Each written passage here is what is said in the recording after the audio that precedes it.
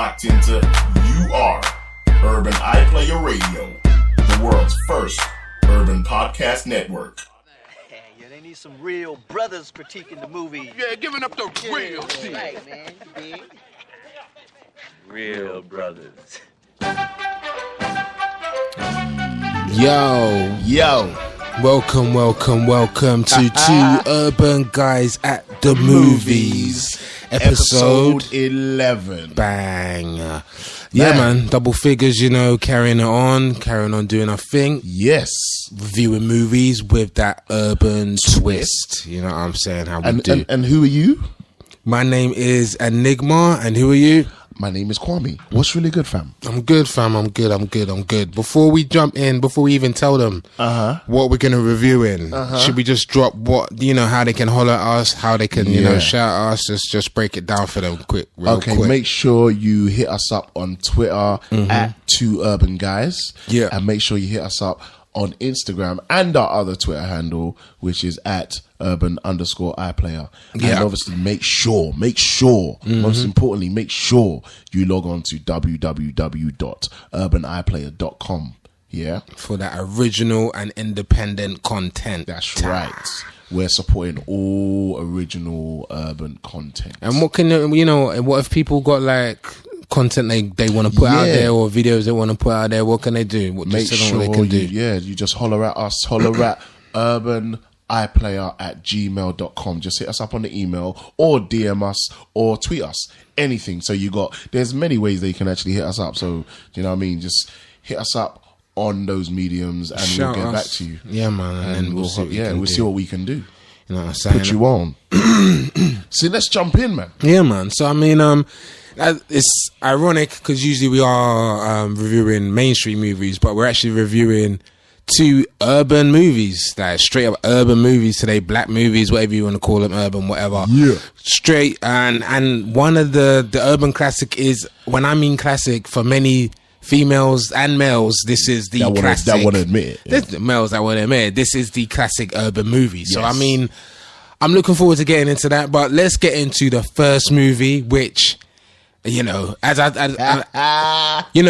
discuss these movies beforehand, but we've kind of picked up that one movie is on the spectrum of classic in urban genres, and one movie is on the other end of the spectrum, whatever that is. But we don't know that yet. Right? Well, I'm calling it from now that I reckon it's going to be like that. But yeah, I mean, okay. Let's just do it. Okay. So what's the first movie we're reviewing, man? All right, let's just jump straight in with the first movie, which is Dope. Right. Let me jump in with a synopsis here. Right. A coming-of-age comedy drama for the post-hip-hop generation. Malcolm is a geek, carefully surviving life in the Bottoms, a tough neighborhood in Inglewood, California, filled with gangsters and drug dealers, while juggling his senior year of college applications, interviews, and the SATs. His dream is to attend Harvard. A chance invitation to a big underground party leads Malcolm and his friends into, only in Los Angeles, gritty adventure filled with offbeat characters and bad choices. If Malcolm can persevere, he'll go from being a geek to being dope, to ultimately being himself. Bang. That is dope. I really like that synopsis. Yeah, man, it was good. It broke it down. It really does. I'm just going to, straight off the bat, what did you think of Dope? Fucking dope. Dope. It's fucking dope. Like, you know what, yeah? Like, I don't say this about many films, especially recent films. Yeah. Because, I don't think they put as much effort into making good films good these years. Films in general and black movies. Yeah, for real. Yeah. But this film in particular, instant classic. Yeah. Instant from the moment you classic. turn this shit on, basically. 5 minutes in. you know there's going to be something special, to be fair. But you know why? Why? Because of the soundtrack. Yes. The music soundtrack. Because, bruv, and I don't know if we even had this conversation before in the previous podcast where I was saying the music to a movie is almost what makes the movie It the can movie, what make makes it you feel it. for real. Because of the vibe, the music, like, and that to me is what makes this movie. It's the background, the backdrop of 90s hip hop is so important. This movie really is. If you haven't seen it, it's a love letter to 90s hip hop. That's what this movie really is. 90s hip hop culture, how they dressed, Everything. how they talked, how they walked, from the Fresh Prince fashions to the hairstyles to everything. Malcolm's Just fashion nice. was weird, fam. Very weird. Like Malcolm is obviously he's a lead character, he's a lead guy. Yeah. But his fashion was weird because it was like, this film is obviously set in like these times, right? 2014, 15, 16, whatever. Yeah. But obviously they're influenced by 90s culture, hip hop culture. But why is his fashion almost like late 80s, early 90s Fresh Prince mixed with mid 90s hip hop mixed with nowadays Young Thug mixed with, I don't know, all these weird, like the fashion. It was an amalgamation of different styles. I'm not gonna lie, but it worked. I thought some of his stuff was fresh. I thought it was fresh. I'm not gonna lie. Well, them tight jeans, like, you not like the tight jeans, fam. not just the tight jeans, the tops and Weird. all of that, the plaid shirts and all that. What's his Pyru? What's his Pyru? Pyru, Like crab ass niggas. like, it was good, man. I mean, if you haven't seen the movie itself, dope. Like, and if you are a fan of 90s like hip hop culture at all, I don't see how you are not going to love this movie. 100%. The soundtrack, as you said, we got when Scenario drops in there, Tribe Called Quest. I mean, they got a lot of, total actual classics. Do you know one of the dropping best during moments, the film? one of the best moments of music dropping in this film was when the Debo type nigga, the one with a funny voice, when he got on my lunch. What, there's cheese on that? If there's cheese on it, I'm gonna go kill somebody. I didn't ask for no cheese. What the fuck are you talking about? Cheese, but see that part, when he gets on the bus, and then he's looking for the phone and he don't find it. And then when Nas's "The World Is Yours" kicks in, that scene, I don't even know why that scene. I love that scene. It's like the music kicked in right at the right moment, like it was like a revelation that they made it. Like, you know what I mean? Like we got away from them guys. How did you feel about the nigga sticking up the bus? Was that unrealistic for you? Or? No, this is the thing. This is the thing. Like, it was weird, because seeing it happen in Dope. It's like, really, that's a crazy situation, that's supposed to make you think, well, these motherfuckers actually stuck up a bus. But because I had prior to seeing Dope, I'd seen Straight Outta Compton, of course, and the same thing happens in Straight Outta Compton. All that did was just lead me to believe So this is what happens in South Central LA, yeah? So this is what motherfuckers do. They just stick up buses. Bus crime. Bare bus crime. Bus crime. But it's funny because it's like we can almost relate to it. Yeah, though. there was bus crime back in the day. Remember back in the day, like, cast your mind back to 90s, like the 90s when you was on your way to school with the man at the back of the bus, and then like younger 28s or younger Pecker man would get on the bus and they'll try and run down the whole bus and then just try. Like most of the time they'll leave people who sit at the front of the bus. Yeah, but if you was at the back, if you're trying to say something, that's what I'm saying. Like you're down or something. Like you're a bad man, yeah? Yeah, like what? Cool. You want to sit on the back row? Shake you down, innit? They used to shake down motherfuckers. Man will take that lunch money, dog. The chicken and chips money, fam. Because they knew man was reaching for chicken and chips at the end of the school day. But at least they didn't do it with Gats, fam. That's all I'm saying. Yeah, like, that's true. In South Central, bro, they're putting Gats in your face and taking your iPhone. What did you think of Malcolm himself, the main actor? Bruv, like this is his first film, right? I think so. Yeah. I don't remember. I've never seen him before. Anything. What did you think of him? If this is like your first film and you're the lead and you're comfortably the lead, like you're obviously the main guy, he did an amazing job. Yeah, he done well. He comfortably carried this film. He carried the film. He really did. The comedic parts, the serious parts. I do want to see him in something else. I want to see because you know the problem with doing well in a certain type of film and doing exceptionally well in a certain type of film means there's a possibility that you could get typecast. Yeah. So next thing you know, they're trying to make him a geek in another film. Yeah. That ain't gonna work. Gonna work. So I hope he does come out of that. Because he seems like he can act. The monologue at the end was real good. The monologue that he does. There was 2 scenes in the film that made me like him. As an actor, made me think, this guy's got something. And that was one of them. That scene, the monologue at the end, his letter to Harvard, amazing. Dope. Like, Dope, I dope. almost stood up and clapped at the end of the film for when, real. like, you know, when I saw that bit, I was like, yeah, that's sick. He That's was dropping sick. some big bars on that. He was dropping Yeah. some big bars. Not gonna lie. And the other scene, which is kind of weird because it's kind of not even in the film, was the credits. Like when he was dancing in the credits. I was like, he knows all the old school he was moves, smashing it. He was smashing it. because he's obviously a young guy, so he had to have been taught those old moves. And he knew the moves down. And he knew them well, bro. And, Like, that's man what did the I'm Humpty saying. Hump, fam. That's what I think. Man actually did the Humpty Hump. That's what I think. It was like he was a fan of hip hop himself. That's why he was that's able what I to was do thinking, it. yeah, I was saying he must have been a fan of yeah. hip hop himself. Still, I mean, as you said, it was the soundtrack was Bruv, the original music. soundtrack is Pharrell Williams. amazing. Pharrell Williams. Yeah, bruv. I knew that was Pharrell. Even before seeing his name in the credits. You knew. And to be honest, anybody who knows anything about music or anybody's style would know straight away that when you hear certain people's style or energy, you know who that is. You know that You is, would know that's definitely, Pharrell. definitely, Like, definitely. as soon as you heard, I can't remember the name of their first song that they always playing. That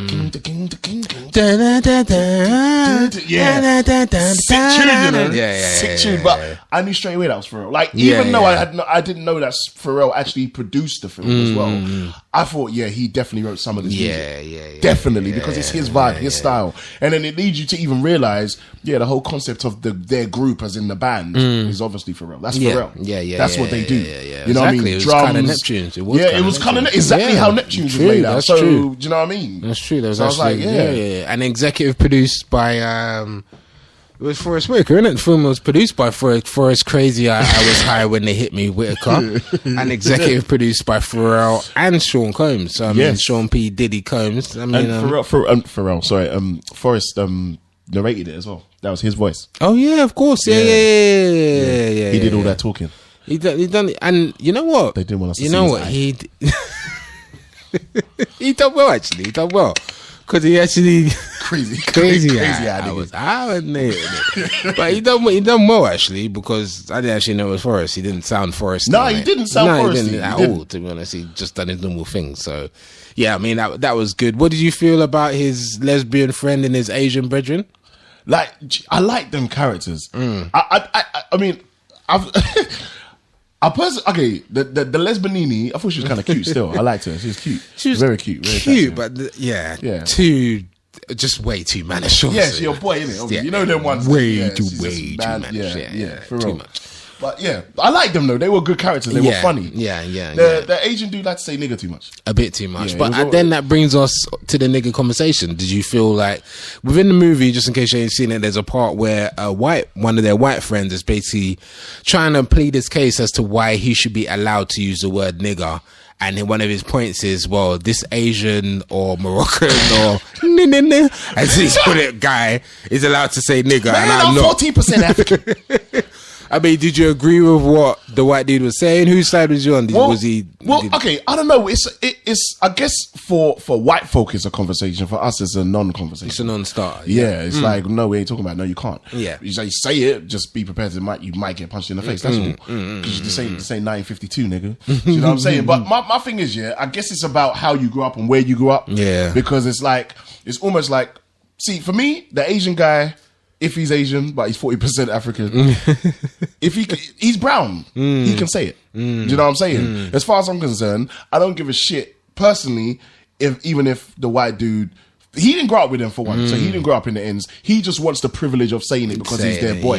You can't have the privilege of saying it. Your people had the privilege of saying that shit for 400 years, so now you're not allowed to say it. How about that? You agree? The one privilege that's been taken away from you after the other million you have. Stop being greedy. Do you know what I mean? They want everything. Stop being greedy.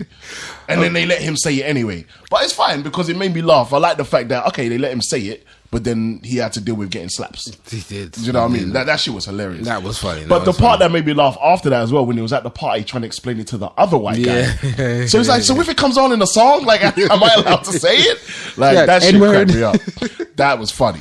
I mean, it is another great film from the director of Brown Sugar and the director of The Wood. What's his name again? Rick Famuyiwa. Yeah, I mean, this... One of my favourite writer directors. This is what I'm saying, man. Seriously. If you're going to put... Like, you've got to put The Wood, Brown Sugar and Dope. Those are three really, really good urban movies, bro. Yeah. These are all come from the one man. Yeah. I've got to give him ratings. He's a for that, dope writer, bruv. I've Like, got to give him ratings for that. the way he writes, I don't know, and it's like, if you notice, like, the undercurrent of all three of those films is always hip hop. Yeah, So yeah, he's yeah. obviously a big hip hop fan loves himself. it. He must lives be. and breathes it. Must be, Because I don't know if you remember, I must have mentioned this, I think when we was covering Brown Sugar on one of the previous podcasts, and I was talking about, like, I was saying I love the way he writes, and I like the way he writes hip hop, because he writes hip hop like a love story. Like, he writes how he felt about hip hop, or how we feel about hip hop. Like, and if you truly, like, have that real passion, that love for hip hop, the way he writes it into the script and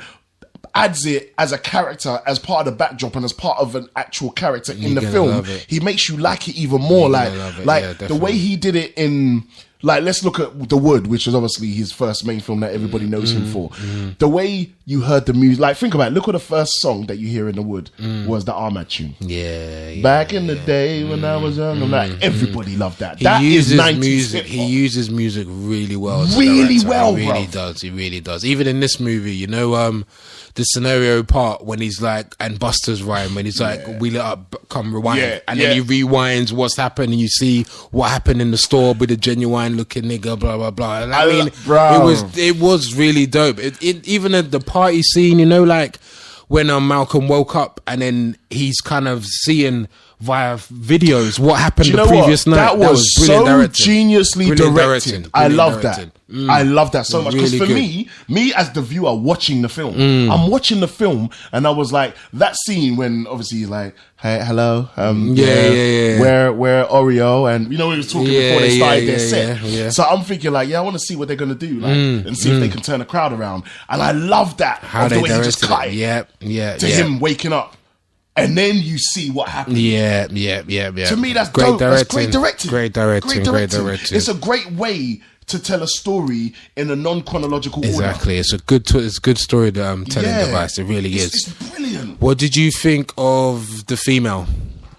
The one female? at Quincy Combs' sister in the film, Chanel Oman, ASAP Rocky's ex-girlfriend. Yeah, we know the girl who Malcolm kind of seduces. How did you feel? Or that tries to seduce Malcolm. Sorry. How did you feel about her? I liked her up until a point. Okay, I liked her when she opened the door and got into the swimming pool. Yes, definitely. After that, no. In fact, I even liked her up until the point where she just came and sat there and just gave him sex eyes. And then there was, oh, we're gonna get food. What you gonna do? I'm gonna stay here. Yeah, I would have stayed too, my nigga. I would have stayed too. Straight. Front like you're playing the guitar. Yeah, I ain't playing nothing. I'm playing nothing. You ain't played a string in your damn life. Let's be honest, it changed when she took off her top. Yeah. Now, obviously, it's weird for us as men to say that, but she had no chest, and her chest was extremely small and off-putting and not nice. And I mean, look, I'm all for small chests. I don't have a problem with small chests. You know, I'm saying that. I ain't got a problem with that. However, and as I said, it would have been distracting if she's topless in her scenes and she's got bigger breasts, like massive breasts. That would have been distracted. I would have preferred that. How her breasts looked were distracting to me. They looked like men's chests. Like my chest looked bigger. It didn't look nice. It looked like a malnutritioned man's chest. Allow it. And a cyclist. You know, a cyclist maybe who's trains a lot, so he hasn't got a lot of like girth on him. You get me? And you go put the tape over the nipple. Yeah, it just didn't like she was dope, face dope, eyes dope, and all that blah blah blah. But that kind of threw me off. I understand your point. And her character was kind of disgusting, peeing and stuff. And I didn't like that. I mean, it was funny, but it was disgusting. The puking was. The puking scene was disgusting. Yeah, it's like I get it, but no. I mean, in terms of the funny, but. I don't know. It just that to me was the turning point. I'm like, okay, I'm done. I'm done. I'm not even one of them disgusting guys. I'll just say wipe it off. No. And you realize she was a sket as well, because the white dude also got to beat it as well. And it's like, didn't like that. And how am I supposed to eat my pound cake if you're going to just be pissing in front of me? Classic cameo from Rick Padal Harris. Ricky Harris. Easy. Just check How for eat the my pound cake. Classic. Check for the pound cake scene and the pound cake sample. There's a white dude that does a pound cake. But why did That's he emphasize the pound cake? That's funny. That is one of the funniest parts. That made me fucking take it funny, back a lot. What did you think of ASAP Rocky? I think this is feature film debut. So what did you think? I think he did an amazing job. Like for this being your first film, he didn't come across as a rapper actor. Yeah. He came across as an actor. Just as an actor, you wouldn't have known if you didn't know who he was. Exactly. Yeah, I agree. But see, my issue with him is, and I think the position he's in right now is, because he did such a good job, he's like on a tipping point where he needs to make sure that the next role he picks or the next role he plays, he does exceptionally well again. Because if he doesn't, if he like does a mediocre job or just plays a rapper in another film or whatever, or just basically does something very mediocre, he's gonna be looked upon as, I don't know, that was just a fluke then. He's not really that good. He just did a good job in that film. I think he done really well in this, man. To get me, so it's true. The next step he takes is very. It's important. It's pivotal. Very important. Very important. I think if he does an amazing job in the next film as well, just like he did in this film, I think he'll be fine. Yeah, he'll be like, people will be like, you know what, he has got something. We'll give him more roles. Zoe Kravitz. Come on, man. I love her. Yeah. I love her. I swear down. I love her. Very attractive, great actress. She comes from great genes, though. I mean, shit, your dad's Lenny Kravitz, man, and your mum's fucking Lisa Bonet. I mean, that combination weren't going to like not produce something. Jeez. But I mean, I hope she gets bigger roles. Yeah. She's always sidelined in her roles. Insurgent, she wasn't main. She's building, but she's not. I don't know. I feel like she needs someone to push her now because as I said, she was in X-Men, like the original one, First Class, yeah. And she was dropped after that. You got one shot. Like that could have been a franchise, and I'm not dissing her. Yeah. She performed that normally. I just think for whatever reasons she's not been getting the shots that a Jennifer Lawrence might be getting, or that. Another actress of her level might not be getting a Chloe. What's her name? Chloe Moretz. Yeah, them type of like that. She's not getting them type of films. Well, she flopped anyway. She's not really doing that with her career. And her last film that came out, The Fifth Wave, was terrible. Oh, terrible. I didn't know what the hell that was. It ain't come out of it yet, but trust me, we might review it. It's terrible. Hilarious. It's terrible. But about Zoe, yeah, it's like, see, to me, like, I think she's building in a sense that, yeah, she did First Class, X-Men First Class, which was a good level to come in at, and then her next was Insurgent, and then Divergent, whatever. I mean, you got to think, yeah, this film, like, Dope, is probably the biggest role she's had, the biggest role to play in terms of screenplay. Screen time. Yeah, I agree. Because it's like, yeah, she's in it. She's a main character. She's very important and pivotal to the storyline and whatnot. So I think the next one up will be important. Like, she'll get a bigger role. I hear you. But in saying that, I think her career is. Can we draw for a file? Do we have? Let's draw. Let's try and quickly draw for a file. Yeah. I mean, because we're talking about Zoe, and all I really know her from is those films, if you kind of get what I'm saying, but I'm not too sure what she's done after that. I mean, what she's got coming up, I think, is more important. What she's got coming up. Really good looking girl. Oh, yes, After Earth. She was in After Earth, the worst Will Smith movie ever. After what? Wow. After shitting. Damn. No, she's done a lot of stuff, bro. She's done all right. Okay. Look, what we got there? We got, okay. We're going to draw for the file. Usually you give them 20 years. Yeah, she ain't got enough time for that. Should we just start from X-Men? Because I think that's unfair. Everything else seems terrible. Yeah. Californication, though. She was a character in that. She was in that. Okay, neither did I. Wow, okay. So she did obviously X-Men First Class. Yes, Angel. Treading Water, I have no idea what that is. Yeah, neither do I. Sorry. No, I'm not dissing. I'm not ready to go on there yet. I don't know what this is yet. Obviously, she was in After Earth. The worst Will Smith movie ever. The worst movie. One of the worst movies you're going to see ever in your life, in general. Just hilarious. In general. Yeah. She is in... And she actually done well in that, you know. She actually done well. In her small parts, she actually done well. That's what I'm saying. She's not a bad actress. She's good. No, she's actually a good actress. Good. She was in Divergent. Bang. Yep. Done well in that. Pretend We're Kissing. Not sure. Is that a short? Is that a short or it's not short? Is it a rom-com? I don't know. Because I was going to talk about her and doing rom-coms. The Road Within? No. Whoa. I'm not sure. Can we... Good Kill? Yes. No. No. I was going to say. What you know about that? No, I was going to say. You know about that? I like the title. But yeah. No. And obviously, Dope. Yeah. Yep, And then Insurgent. Look, she's in the sequel. She's in the sequel. She's So they're done keeping well. her. Yeah, she's in Mad Max. She's got a She's little in part. Mad Max? Yeah, she's one of the four girls, isn't it? She's one of the four girls. Yes. Okay. And what's that? Okay. No, TV. That's TV, man. We don't do TV out here. No, not TV. Okay. Oh yeah, she's in the new version. Okay, so she's kind of got her Allegiant. franchise popping. Okay. Oh, she's wow. kind of got her. She's in the next two. Oh, there you go. She's got her. Okay, you know what, Zoe? I'm happy for you. I'm happy that you're doing your thing. So is it Divergent? Yeah. Insurgent? Yeah. Allegiant? Maybe them are some, I don't know, spin-offs. But I mean, she's doing her thing. Maybe I'm cutting her short. What her career is, what she's achieved. No, but to be honest, her career is literally like 5-10 years old. Yeah, so you know what, you're right. You were right. Her film career is actually only a few years. Bro. You're right. She's got more time to go. She's got more time to go.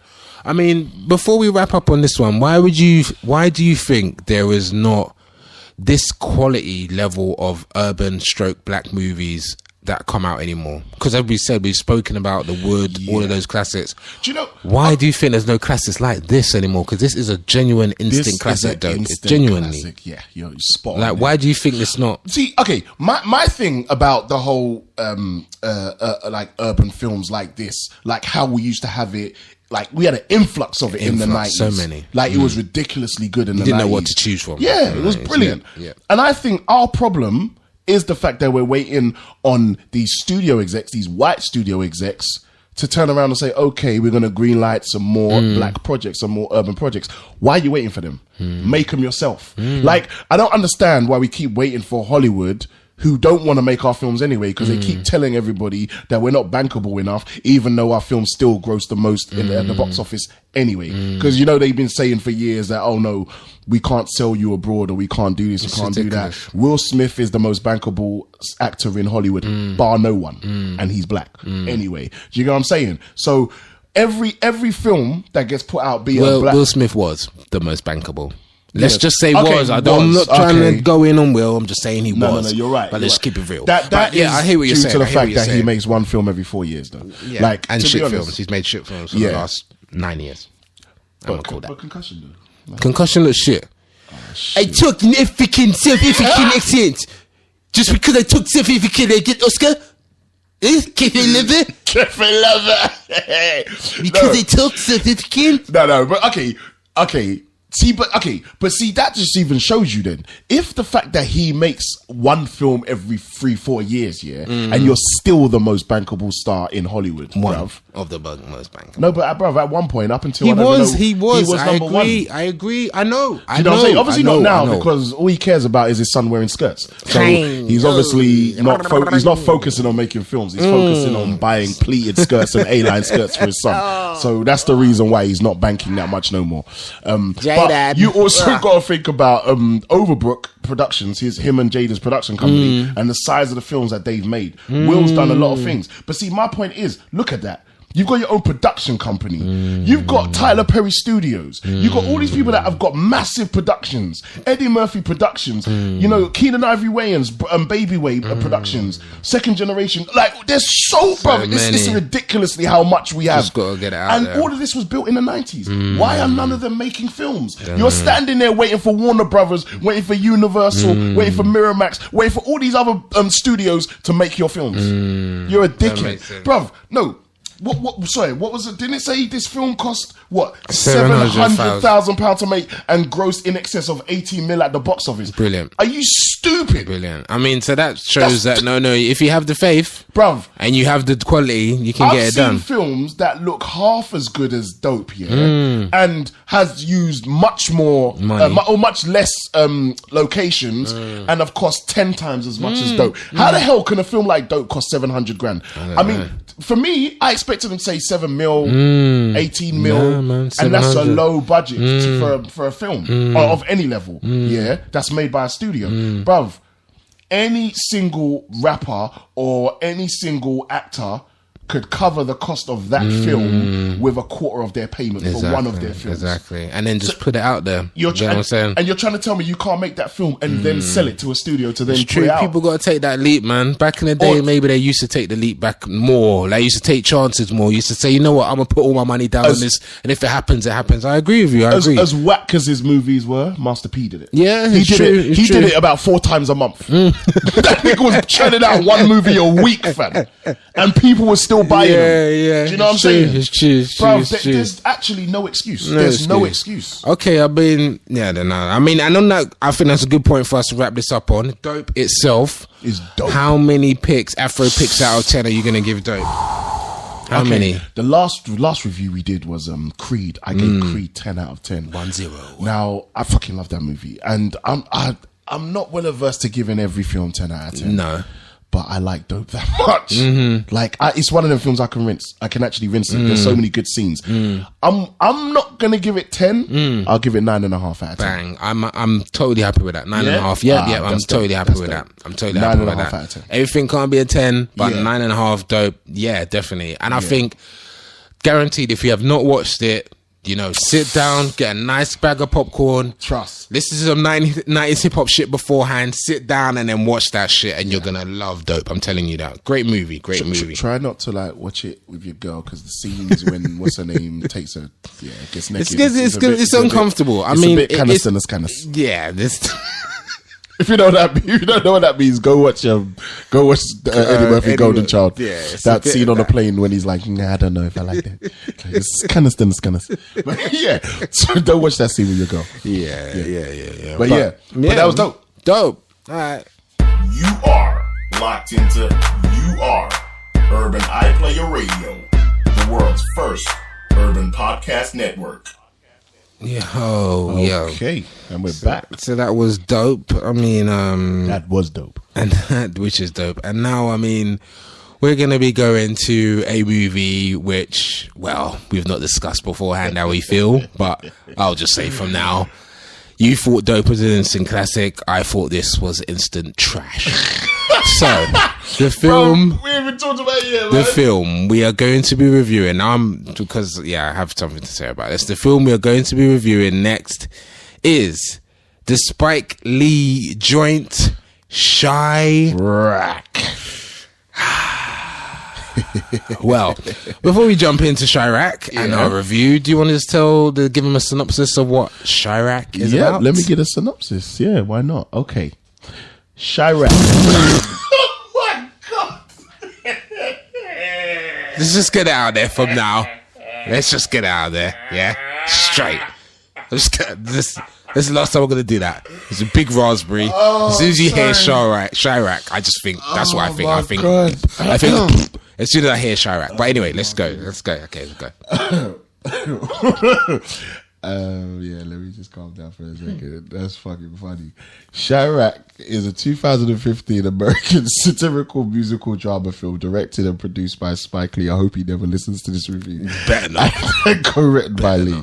Set in Chicago. The film is a satire that touches on gang violence prevalent in some neighborhoods in the South Side, particularly the Inglewood neighborhood. That's weird. Inglewood and Inglewood. Okay, good. After the murder of a child by a stray bullet, a group of women led by Lyssa Strata organized against the ongoing violence in Chicago's South Side. Just wait, everyone, just wait. Let me get this out. I'm just going to do a quiet... Oh my God. Do you know what's funny? Because it's like, you're sounding like how I sounded when we did the Terrible Spectre episode. Sorry, it's fucking funny. Right. Led by Lyssa Strata, organized against the ongoing violence in Chicago's South Side, creating a movement that challenges the nature of race, sex, and violence in America and around the world. The story is based on Aristophanes' Lyssa Strata, a classical Greek comedy play in which women withhold sex from their husbands as punishment for fighting in the Peloponnesian War. Chi-Raq. Right. Do you want to No, I'm going to let you start. You got a lot to get off your motherfucking chest. Okay. It's been a while since I've watched a movie and felt so embarrassed for me the director, the actors, everyone involved. I'm embarrassed. I've nothing to do with the movie. I'm embarrassed for watching this movie. It's Why are you embarrassed? okay. Let me just explain. All right. So Spike Lee decided, I'm going to tackle this is what I'm saying. When the film starts and it shows you them stats at the beginning, how many people are being killed in Chicago, like on real, 7,000 plus people killed in Chicago.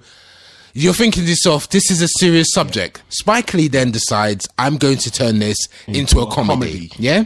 Now that is what my problem is, bruv. You can't approach a situation like this, make it comedic, and then not make it look like you're taking a piss out of everyone. And I feel there's so many parts of this film, the choreographedness of it, the rhyming when they talk, the Nick Cannon. I know you're going to maybe give props to this. Nick Cannon's whole script was him rhyming. Fuck that shit. That was terrible. Do you know what?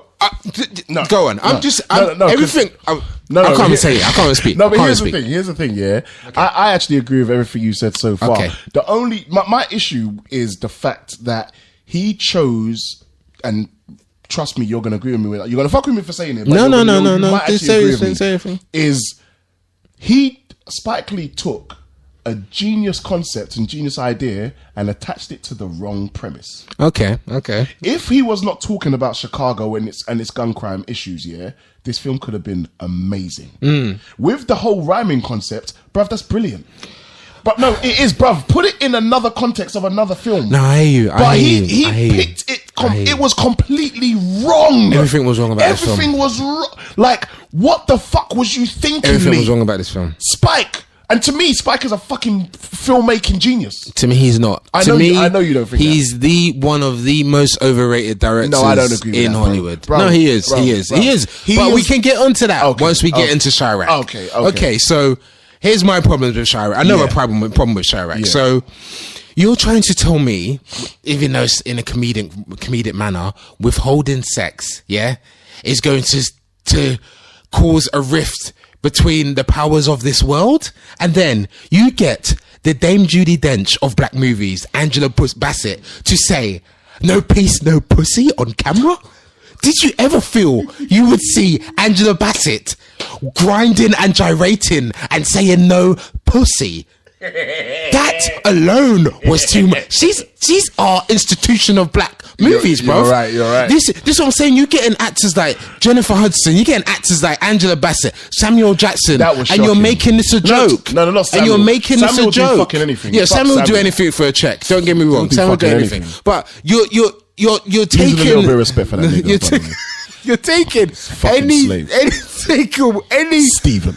Any type, you're taking a situation that is very deep to some people, bruv, and you're taking a piss out of it. Who did he get? He got like loads of people didn't want to support it. Who was Ryan Fest didn't want to support it. Kanye West turned it down. We don't really care about Ryan Fest. Okay, Ryan Fest, it don't matter. But Kanye West supposedly turned down the Chi-Raq. Don't really like Kanye, but I understand why he turned it down. You can understand why he turned it down. And Twister was dissing it as well. Twister was dissing it. The mayor didn't want nothing to do with it. Fuck the mayor as well. Fuck the mayor. Okay, you sounding like you're a Chi-Raq fan. No. The only people is because I think certain people just say shit for kudos. Yeah, of course. The real people who should listen to are the people of Chicago, and they hated it. They did not support it. No. They didn't. They hated it. No. Real talk. They hated it. When it came out, it was like, raw. This big film about Chi-Raq. This big film. No one heard about it. No one said nothing after they watched it. Not a thing. It really was that. Because, bruv, this film should have been like, raw, everyone needs to go see it. No one talked about it. Because you've taken a serious situation and turned it into a joke. Real talk. And you're the man that was highlighting serious situations before, so now you're deciding to make a joke out of it. You fucking did when the levees broke. Fucking 3, 4, 5 fucking hour documentary of New Orleans and shit. And then you go and make this. You know, my thing is, if you wanted Absolute to talk, joke. This is what pisses me off about Spike, and probably the people around him, and maybe even Amazon Studios, is because, I don't know, maybe it's because they wanted it to go a certain way. Okay, if you're going to take the story of Aristophanes, Lysistrata, and use this as the premise of something as serious as Chi-Raq and what goes on in Chi-Raq for real, why the fuck would you choose a comedy drama? Yeah. The play is based off it's a comedy, bruv. Anything that has comedy within such a serious issue has no place on our screens. And what pisses me off the most about Spike, and I love Spike. Trust me, this is coming from a place of love Spike. What pisses me off the most about Spike is that if this film was made by a white guy, the way Spike would have been the first one to. He would have been the first one to rinse it down. So how are you gonna go ahead and make it? So what? That makes it all right? No, it don't. It doesn't. Actually, makes it worse. Makes it worse. And I'm gonna be honest with you. The script itself, I haven't watched a film so much, and it's shouted "message" in every single scene. Angela Bassett's whole script was message. She should have just been saying message. Straight after she said every single thing. Because everything she said was message. Don't be a menace, remember message. Everything she says. My issue with Spike as well, and is if you go through Spike's career and all the films he's made, every film is a message, but he never threw it in your face. He didn't treat the audience like they were dumb. This film, he treated the audience like they were dumb. And we're slaves. And I know this is 2015, 2016, but bruv, come on. It's like, you don't need to spoon feed the message. We know what's going on. Make a film about a film. Don't make a film about real life and then feed us real stats and put real life shit in it, because then it just came across as almost like a really badly made documentary. Really badly made. And you know what, things like when he mentioned things like, oh, Dylan Roof and the killing in the church. Oh yeah, it was too meta. It was too to me that referential, was self-referential. There it was too much. Something that's so serious, it came across as corny. Yep, corny, very corny. He trivialized everything. The whole thing. He trivialized everything. Do you think? I am not a Nick Cannon. I'm not a Nick Cannon. Let's talk about fan. Sorry, I am a Nick Cannon fan. Let me take that back. I don't diss Nick Cannon, but did you think he was miscast as a fuck? Because a lot of people had a problem with Nick Cannon. No, I hear you. No, I'm hearing what you're saying. I can kind of explain this. Let me hear why. Because okay, I think as bad as this film, as bad as any film is that you would watch, you could always find someone's role as how they acted or played and look at it and say, you know what, he did well in that role, bar the film. I say that for Nick. I feel Nick showed that he could act. I'm not even saying he was amazing. I just think... Okay. No, bruv. And here's the thing. And the thing is, I think the role he played was very out of character for Nick, and I think he done well. Yeah. I think, and this is what I'm saying, you have to understand, it's very hard to judge someone's acting against the backdrop of a bad film. Yeah, 100%. It is always hard. It is always hard because it's hard not to look bad in a bad film. I agree with you. Exactly. But can't you take out performances? Yeah, I would take two performances. Let me just say. No, go on. Wesley didn't like his performance in it. I actually found him kind of funny in it. I found him funny. I'm kind of funny. But I expect more for Wesley because Wesley is a fucking Wesley icon. felt like he was joking around a bit. Yeah. But then that's the problem. That's what the problem is with the movie itself. The whole thing is like it's joking around. Yeah. I felt Nick was kind of good up until the end scene when he has to confess about what he's done and he had to cry. Yeah. He looked like wind was blowing in his eyes too much. He didn't know how to cover it. His eyes were wildly-eyed. I kind of liked his performance. Okay, no. I liked the performance of the main girl. What's her name? Lisa Strata. Yeah, I liked her performance. I thought she was a strong black female. Yeah, Paris. She done her thing. She was fucking powerful. Yeah, she done powerful. She's powerful. And I just mean them legs. But she is amazing. Beautiful woman, beautiful performance. I mean, she done. It was almost like a platform for her. But she done well. Yeah. Because she was kind of the main star in that. Yeah. Well, she is Lisa Strata. Exactly. Which is the play. The play is based on her. But don't you think the whole no pussy standoff was ridiculous? Brother, I don't want to. You know what? The premise of this film is so bad I don't want to talk about it. Wow. No, it's I hear you. It's that stupid. You can't talk about gun crime bruv, more people were killed in Chi-Raq than fucking Iraq. Are you crazy? And Iraq is a war zone. And you're looking at no pussy? No, take it more seriously, Spike. I'm sorry, take it more seriously. Choose a different premise. My thing as well, like during the film, there's a part where they decide as women to take over like a military base. Remember, they take over the military base. Yeah. And then the next thing you see, loads of women have joined them and blah, blah, blah. This is Where did they get the t-shirts? How did they learn all of the dance routines? Hilarious. How did they learn all of these moves? What were they doing? Who was eating? How did they get food? All of these type of stupid, trivial things. I'm thinking, because you're a bad filmmaker, you could have thought, you know what, I could have sorted this shit out. Again, if you understand how Spike Lee does it, those are the premises of his films, but that's okay, because if wait. I can kind of explain this, because go back to one of his first films, School Days. He did the same thing where he was tackling serious issues of blacks in college when he was dealing with the dark skin versus light skin, and they did the whole same song and dance act with singing, dancing, routines and shit, almost unplanned, because it's supposed to be a musical. But, bruv, all of this is a problem because of the premise it chose. Exactly. Well, then, yeah, that's what I'm saying. That's what I said. The whole concept of the rapping and the dialogue rhyming is actually genius. He should have done another. Like, I think it was so corny, though. I agree that, but it's corny in this. It came across condescending in this. No, it was really condescending to people of Chicago and people that have been affected by gun crime. It felt 100% very condescending to them. Let's take out the whole Chicago thing. Let's place this whole film in South Central LA and let's place it against the beef that's going on there, the gang wars or whatever. And because okay, let me just give you a premise of what I think he was going for. It just doesn't work though. He almost tried to make a Black West Side Story. Didn't work. Hell no. Didn't work. And it can't work. Because West Side Story is a colourful fucking musical. And motherfuckers dance around with knives and they're not really killing each other. This is a real life situation. This is based off fact. And you know the fact that the people called for him to change the name of the film to say don't call it Chi-Raq? Yeah. If he had done that, it would have been better. He would have got a lot more ratings. I actually think it would have come out a lot better. He tried to get props by attaching it to a real situation when that was actually his downfall. That was the downfall. If he called it something else, like just anything else, I guarantee you this film would have got more props. Yeah, it would have. Because bottom line is, the film didn't need to be based off Chicago and its problems. Because the film had a premise of the play Lysistrata. So it could have been set in any time, in any city, anywhere, but you try to attach it to a real situation that's affecting everybody today, and it didn't work. No. John Cusack as the preacher. Weird.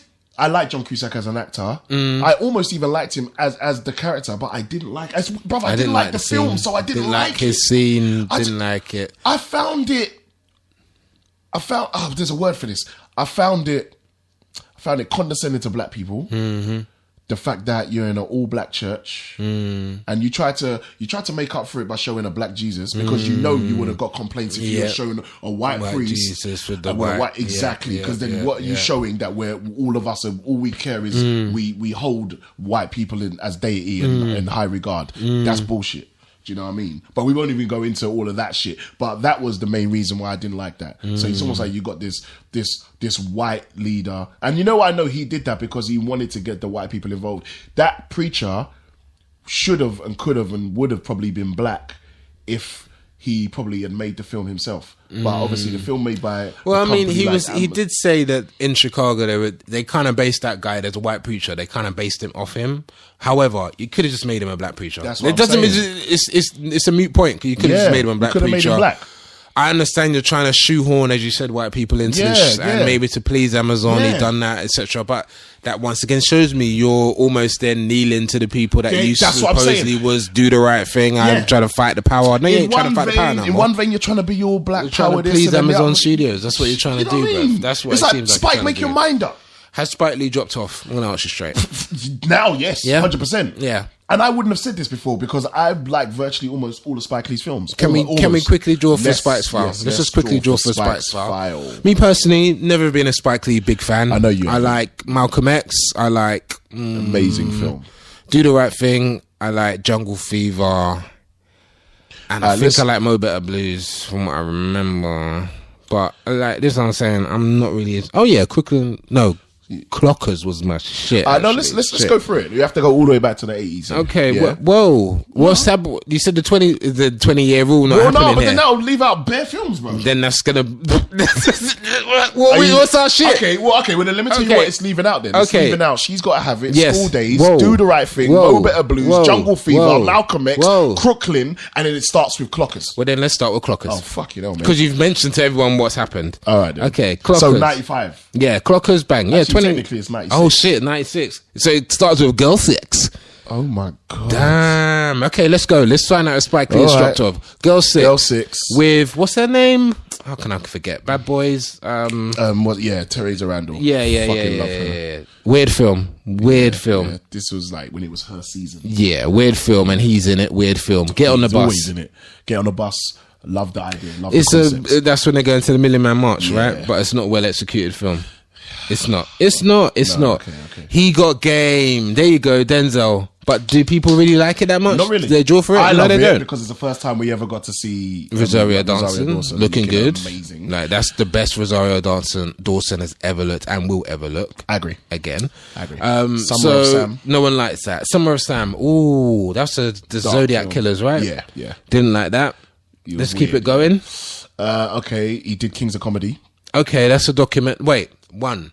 Okay, he in no way can get props for that. Okay, you can't get props for that. Yeah?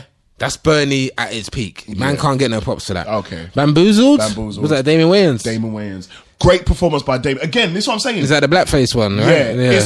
It's weird. It's a weird fucking weird film. But that's what I'm saying. Sometimes you got to look at performances. No, because he does these weird satirical and films and takes some Black like weird Woody Allen angles. type shit. Yeah. Okay. Do you know what I mean? So that's Bamboozled. That's not great though. It's not great. 25th Hour. Ed Norton. Good film.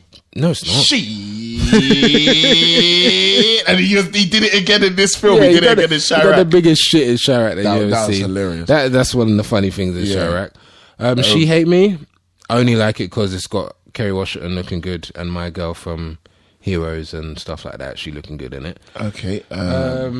Inside Man, as I said, I think that's okay. You didn't? No, it's a good film. I like good films. Good film. Sorry, with Denzel and all that. And then what since then, bro? We're not really gonna touch When the Levees. No. What since then? He did Shark. What? I don't count that. Oh no. Miracle at St. Anna. What's the Miracle at St. Anna? What is it? No, I don't really care about that. I think. Let's see what it is again. Is that Wesley? Who's in that shit? Is it a documentary set in Italy? Derek Luke and Michael. Oh, please. And Laz Alonso. He was begging it, trying to give Derek Luke that shot. Yeah. Oh, wow. Wow. He hasn't done much, you know. Wow. He did the... And Weird Old Boy with the weird, disgusting twist at the end. Yeah, I didn't. Weird. And to be honest, bro, it's a remake. So oh, you can't my even give days, it exactly. It's a remake. So, let's just be clear. Spike Lee has not made a good movie in 20 years. Can you agree with me on that, bro? So he did Cat Williams' new stand-up as well. It doesn't matter. Can you agree with me on that, please? No, 100%. So Spike Lee has dropped the fuck off. He's dropped all off his best and films been were in the off 90s. Spike Lee, you're officially a bad director now, and Chi-Raq, I think, is your worst performance very, ever. Very well could be. Cringeworthy. You know what? Me personally, I'm just going to say to people listening, if you want to watch something and maybe find joke in it because of how ludicrous it is, then watch Chi-Raq. If you are easily insulted by these type of things, don't watch Chi-Raq. Me personally, I think it's worth watching maybe once, just to see how bad it is, just to see how terrible it really is. And then just so you can see Angela Bassett saying no pussy. That's just so you can see that. But she looks good. And then that's it. Yeah, she looks fine, but you don't get the Dame Judi Dench of black movies to say no pussy. Sorry, you're taking a piss now.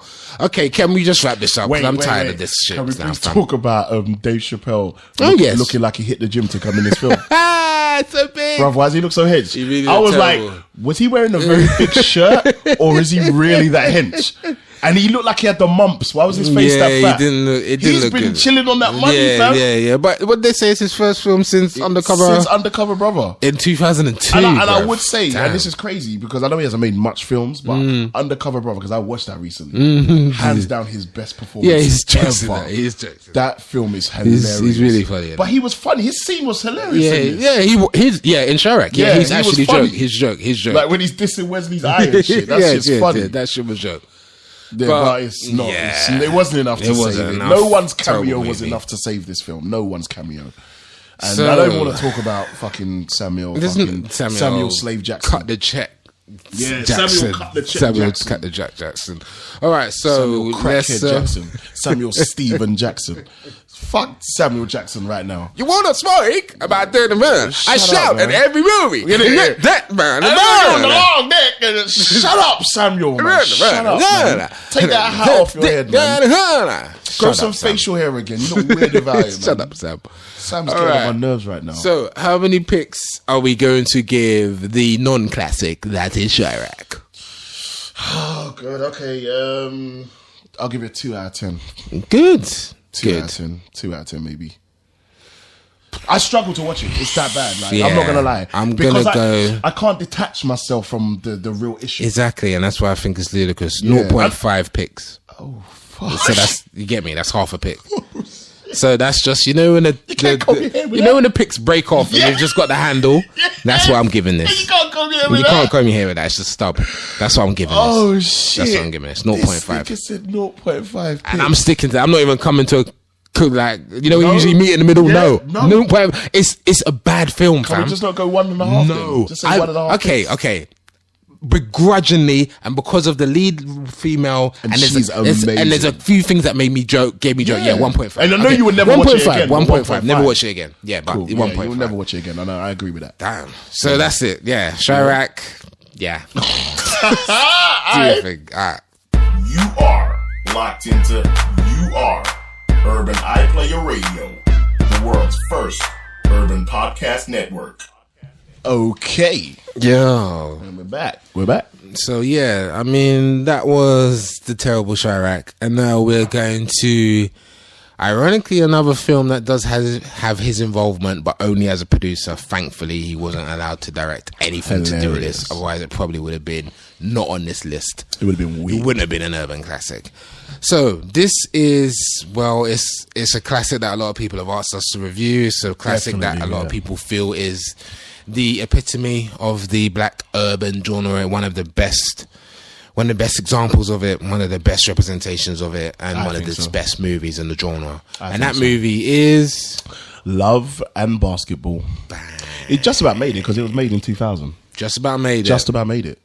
It feels older though. It does feel older. It Because feels when older. you think about it, even though it's 2000 is still the 90s when you think about it, because all the flavor and vibe. You know, no decade comes into its own until about 4 or 5 years in. So this is very much 90s. Do you know what I'm saying? And it had that 90s feel to it. So, I Yeah. mean, just in case anyone that's listening hasn't watched Love and Basketball, You're can you weird. break it down? You're You just are- weird if you haven't. You're not weird. You just may No, not have you're got weird. around to No, it. you're weird. Like, go watch Love and Basketball. How the hell can you Watch it. What? Stop this now. Watch it and then come back. No. In it, go pause it and then come back in it. Right. But tell them what Okay. it's about. Yeah, Love and Basketball. In 1981 in LA, Monica moves in next door to Quincy. They're 11 and both want to play in the NBA, just like Quincy's dad. Their love-hate relationship lasts into high school, with Monica's edge and Quincy's top dog attitude separating them. Except when Quincy's parents argue and he climbs through Monica's window to sleep on the floor. As high school ends, they come together as a couple, but within a year, with both of them playing at USC, Quincy's relationship with his father takes an ugly turn and it leads to a breakup with Monica. Some years later, their pro careers at a crossroads, they meet again. It's time for a final game of one-on-one with high stakes. That is a weird... Would you say that's a weird synopsis? Yeah, a little bit. But then it kind of covers everything. It does, but maybe a little bit too much.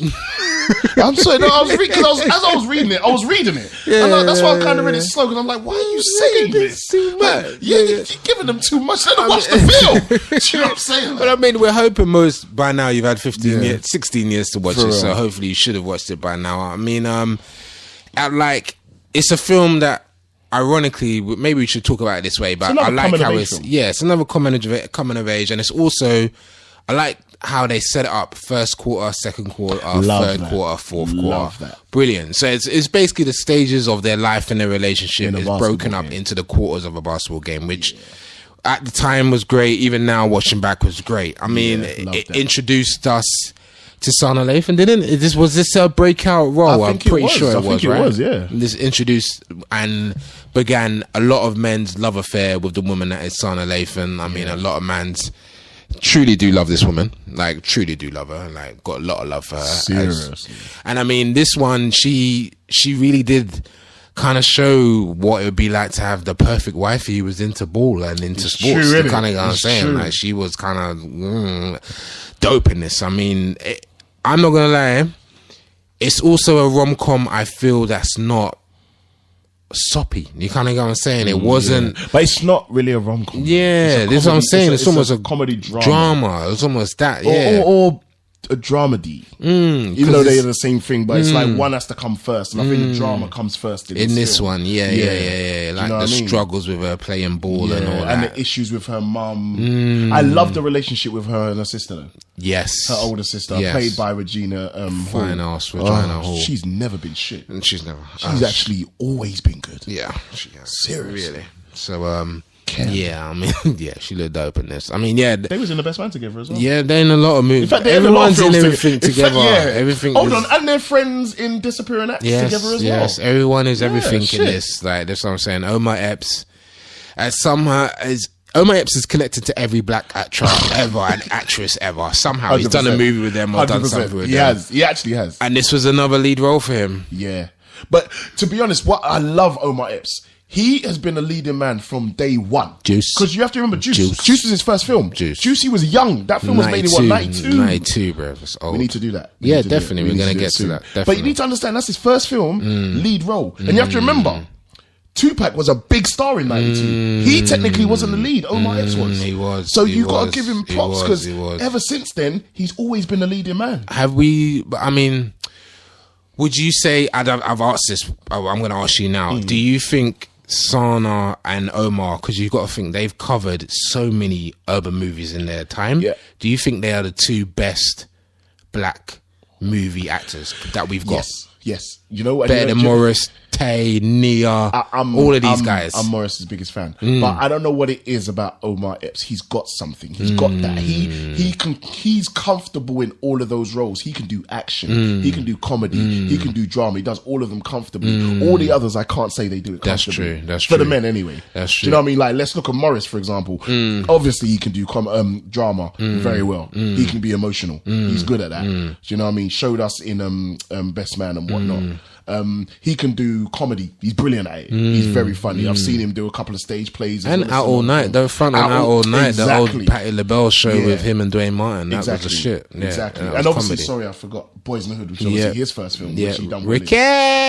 Yeah. But action, not so much. No. Not so much. You can play a sports star, but action, not so much. Do you know What was I mean? that bad Under one Siege- with Under Steven Siege 2, Seagal? not so great. Oh, yeah. The other Under Siege, because remember, Under Siege was his first film he did with Under Siege 2, Steven yeah, Seagal, yeah, and then he yeah. did Half Past Dead, Yeah. which is terrible, Really bad. which is an abomination to Yeah. a TV screen. but it's good to watch when you've got nothing else to do. Yeah. But yeah, he was a terrible baddie in that. But and then whilst Omar has been able to do all of them, He's done all of them. He's higher done learning, action. higher learning.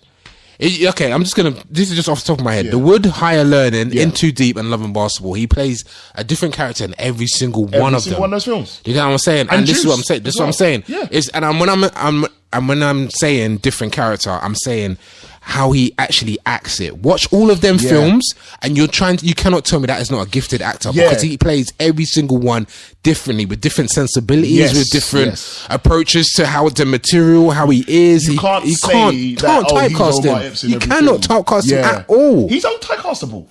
He actually really is. He untypecastable. really is. He's done very well when you think Really about it. is, man. That's a good point, you know, because I telling never you. looked at it like that. I'm telling you, he's done so many different types of urban movies, black movies, And so many different types. Remember the other day we were talking, and I said to you, I watched this film of his that I'd never seen before. First Time Felon. Yes. Go watch it. Okay, I'm gonna draw for that. I'm definitely gonna draw for that. I'm definitely gonna draw for that. Definitely. I'd never seen him play a character like this. Serious. He played like a drug dealer that was part of the big gang, because I think it's actually set in Chicago. Ironically, set in Chicago, and he's part of the Vice Lords. Okay. Which is like, you know, and that's a real realistic real life gang from like the 80s and 90s, and he was like a kind of a top guy in it, and ends up going down and going to prison, and the prison is separated into the gangs. Okay. And then he has the choice of going to penitentiary, or because he's young as well, either going penitentiary for like 3-4 years,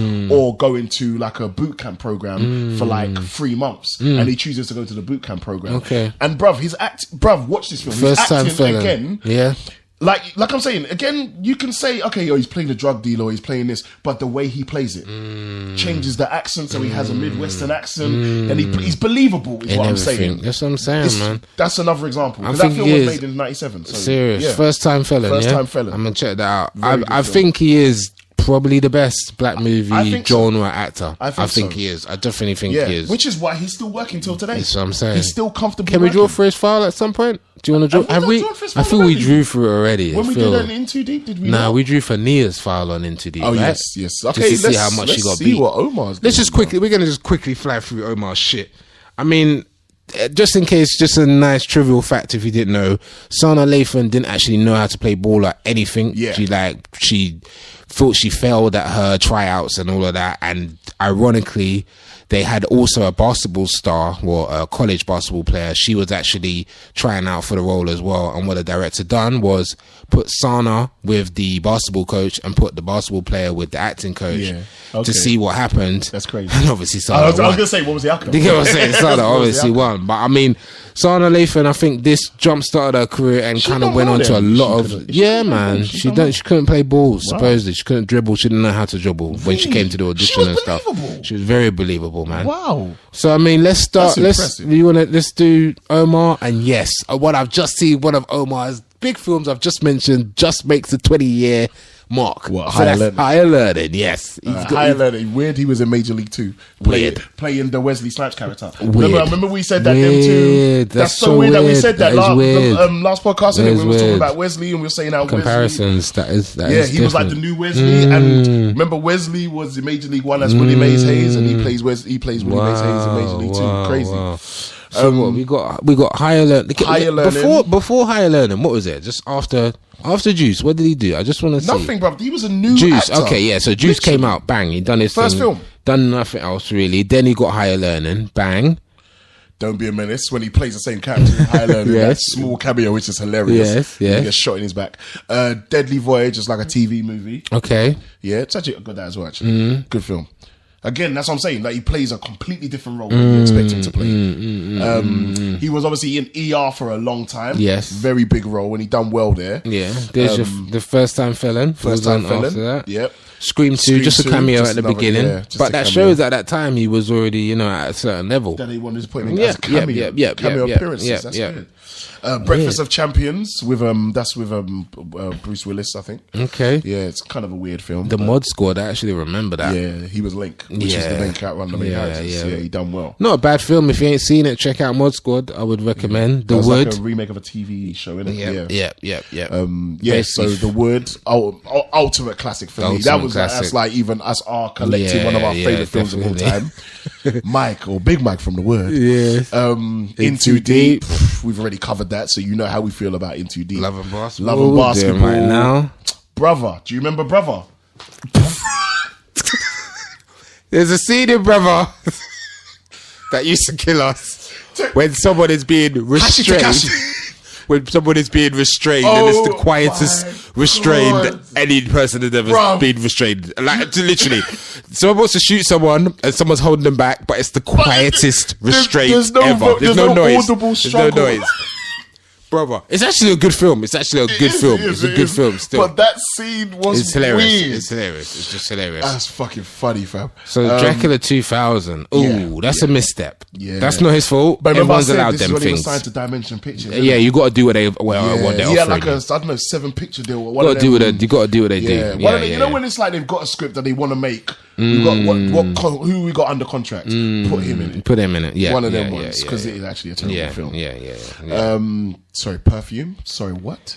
Yeah, I'm not sure about that. I've not had no never idea. watched that. Never come across that. Yeah, Big Trouble. Big Trouble. Sorry, who? Let's just go into that. What's Yeah? what's no, He plays big, the what FBI Big agent. Trouble? Is this An- is that a actual little film? China nigga? Oh, okay. Well, with Tim Allen and Rene Russo and Stanley Tucci. Yes, on to the next. If you my- don't mind. sorry, yeah, Big I've Trouble. never Never heard heard of of this and don't want to hear about it. Against the Ropes, he plays the boxer. Good film. Yeah, Good film. with Melanie. Meg Ryan. Meg No, Ryan. is it- Sorry, is it Meg Meg Ryan. Ryan? Yeah. Meg Ryan. Yep. Good film. Good film. Very Yeah. good film. He was a voice in Def Jam Fight for NY, which is weird. Video game. yeah. I remember that video game, which was actually jokes. Alfie, Your your Was he in that? favorite actor. With Dudley Moore. No, man. No, favorite Jude Jude Law. Because he's with Nia Long again. Is Leo Long and Nia Alfie? Long's in this, bruv. Yeah, Nia Long's one of his love interests. I've never seen Alfie because of Jude Law, bitch nigga. Bruv, are you Mark. serious? No, I've Bruv, never seen that, real Mark. Real talk. It's not Very going to be good film. though, fam, because it's based on the No. Michael Caine, right? And that film is amazing. Nah, Okay, but Michael Caine Alfie is the one. This Okay. ain't, I'm going to watch this bitch. Bitch You ass really Jude hate Law. Law, innit? Jude Bitch Law. That's his name. He ain't just. I don't like him. Jude Law. I don't like I like him. I him don't a know. bit. But Jude. bruv. What type of name is Jude? Think about it for a second, fam. What type of name is Jude for a man? Think of the name Jude. Bruv, it's short, baby. For a It's Jude. short No, for Jude. it's not short for nothing. I know it's just Jude. Your parents thought you were clever. I'm trying to help him. Bitch, I'm nigga. trying to help him. Bitch, Jude Law, you're a bitch. Straight. You know, it's Jude. funny. You hate Jude Law just like Chris Rock. You know when Chris Rock was dissing Jude Law, that was a liberty. That's harsh. Why Because do he's mean people nothing. hate Jude Law? Because he's nothing. What do you mean? He's just nothing. He doesn't. He brings nothing to any role. He brings nothing to any movie. He's not done anything in his life. What has he done, Bro. What's he been big in? Sherlock Holmes. That's the one thing he's been good in his whole entire career. And Alfie? And not Alfie, fam. And your name's Jude. To think about it, fam. Yeah, well, go on, Jude. What? Fam, let's think about it. That's not a good name to have. I can't trust you if your that's name is a Jude. Wagwan Jude. Wagwan Jude. Like, that's. I like him a little bit. I wouldn't say I'm like a humongous fan of him, that's what I'm but saying. he's all right. And to be honest, I like Alfie. Okay, fine. You know why I like films like this? Because it's breaking off the fourth wall. He talks Okay, to no. the camera a lot. I like that type And of it's a shit. good I like film. that type of shit. And that's what I'm saying. It's quite funny and shit. It's a good film. It's a good film. So then he Yeah, got his and- house, and and things then like that. basically Omar got House, which is the the TV He's series in A House, Day in the Life as well. which is Remember the Wrapped film? Sticky Fingers film? oh yes, And he plays quite a big main role. Yeah, in that. yeah. And Day in the and Life. he's Check that good. out if you ain't seen that. He's good in that as well. Check that out if you ain't seen that. Came out Hold about on, 09. wasn't he in Carmen? No, that's the other dude, not Omar Epps. Oh, it's Mackay 5. Mackay 5. You know they're the same person. Omar Epps and Mackay So 5 are the true. same person, basically. Well, that's blatantly why Omar left ER so that Mackay could take just over. could come over. It's like, yeah, It's sure the same thing. person. So It's the same Rago, person. same person. That's hilarious. Same person. So yeah, so he was in House for obviously bare years. From 2004 to 2012, Fucking yo. hell, 8 From beginning years, to man. end. That's what I'm Wow. saying.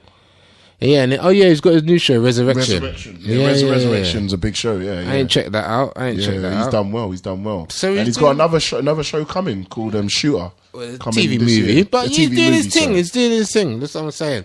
And this was one of the films where Love and Basketball, where people really found out about Omar and his acting chops. You kind of get what I'm saying? Did you? Would you say this is this the best urban movie about basketball? I know that's a random question.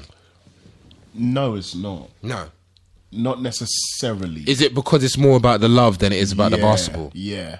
Because, definitely for that reason. Because, to be honest, there's no way, and I mean this, there's no way this film touches White Men Can't Jump. Not with the basketball scenes. That's still the best And that's what I'm basketball saying. scenes. Exactly. Ever. Including Above the Rim, and I love Above the Rim. Yeah, of course, but including White that, Man White Can't Man Can't Jump is Jump fucking can't be amazing, beaten bro. for What? the basketball choreography and stuff like that. Seriously. No, I agree. Do you know the scene? I'll tell you, I don't want to touch on Why Men Can't Jump, but it's because you mentioned it. Or I mentioned it, but you know what I mean. Like, it's the scene when Wesley says, "It's so hard to make another man look so bad." Like, bro, I watched it the other day and I kept rewinding. I was like, why is he like this? He's a G, bro. He's such a G. That film's brilliant. But that is the best basketball film. Okay, That's the best okay. basketball film.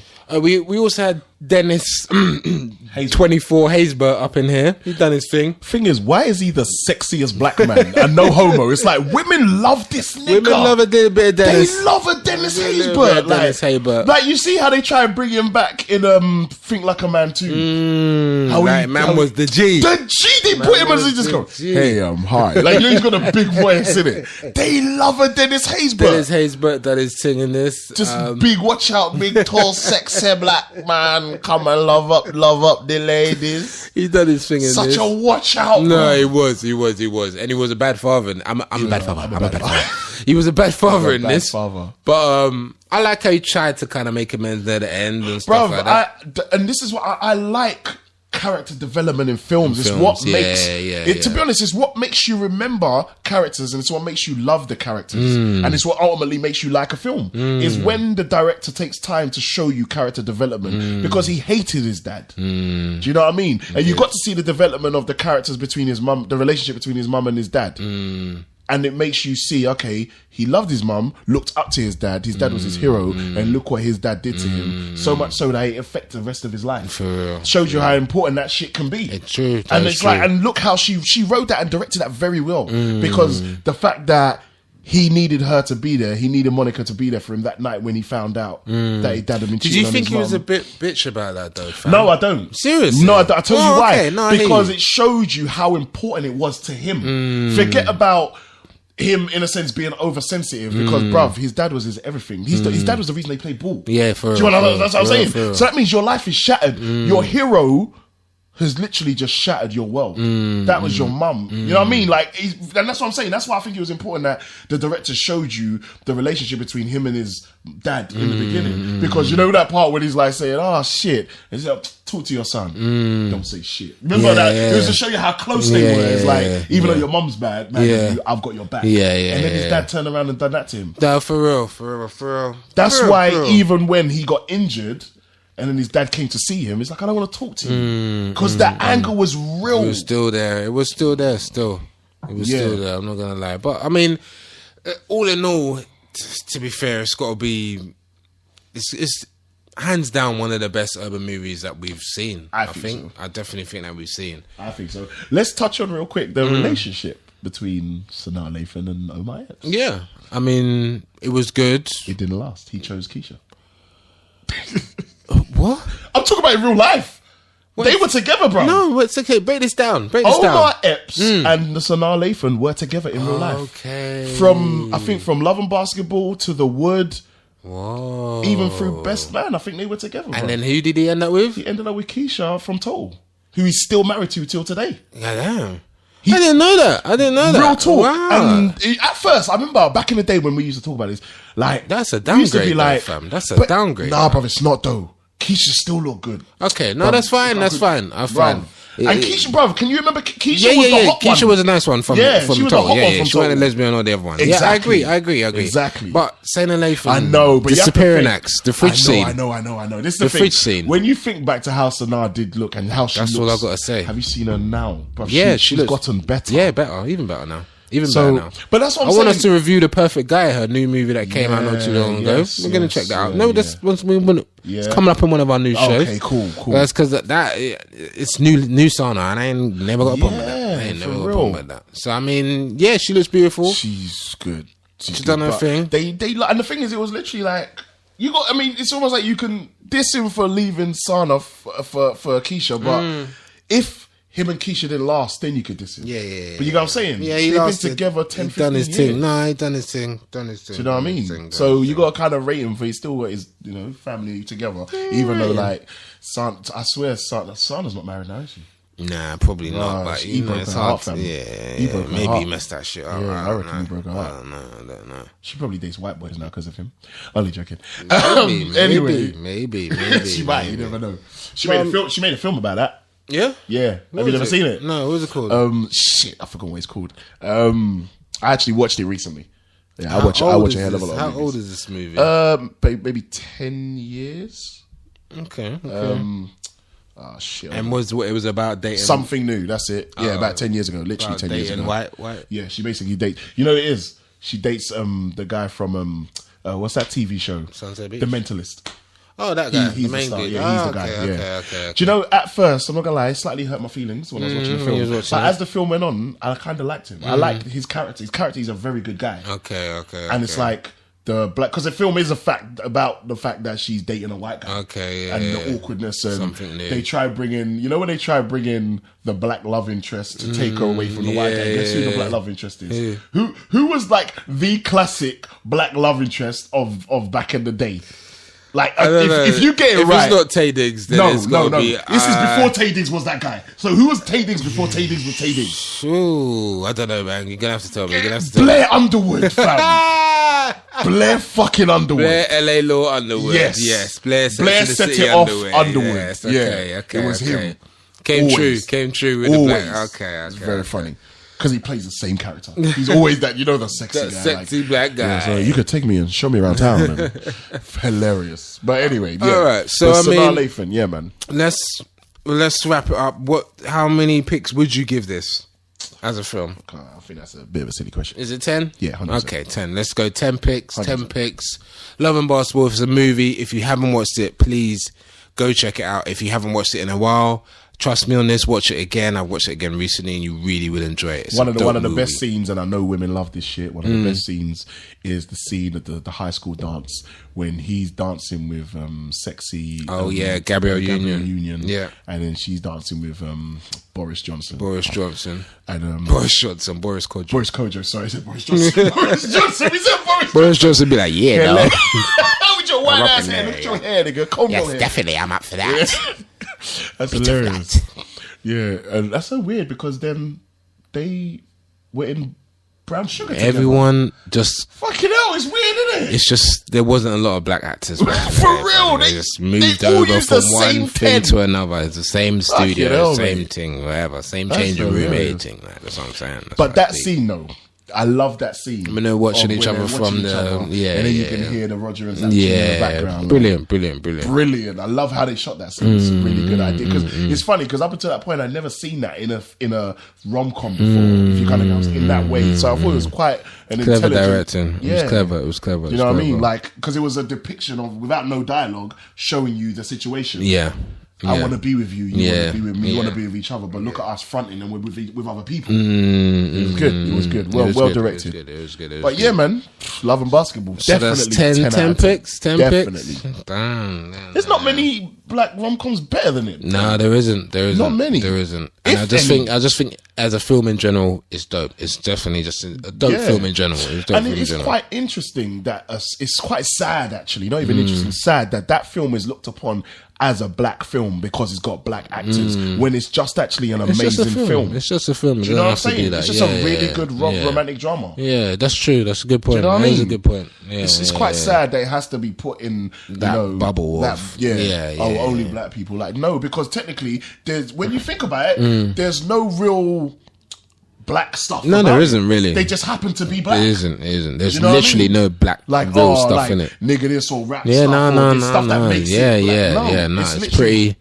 straight. Yeah, just a mainstream. Just It just happens to be black. actors. Yeah, that's what I'm saying. Yeah, so yeah, amazing film. I love it. So that's 10 picks. Check it out. It's a classic. And I mean, that's going to be us at the end of the show. That's You know it. what That's I'm it. saying? Wrapping up for episode 11. Wrapping up episode 11. If you do want to shout us, remember you can holler at the Twitter or the Instagrams, which is at 2urbanguys, or you can try at urban_iplayer. That's the Instagram and the Twitter handle as well. So I mean, you just urbani@gmail.com if you want to holler at us for any type of, you know what I'm saying? We'll just do for a conversation, and we interact. If you want to speak to us about anything we've reviewed, and also look out, we've got a new podcast coming out. Yeah, it's going to be called Two Urban Guys in the studio, basically. So see this. Yeah, this is. Remember, I touched on this. I think it was last podcast or the podcast before when I said we were going to talk about us franchising ourselves because we discussed franchises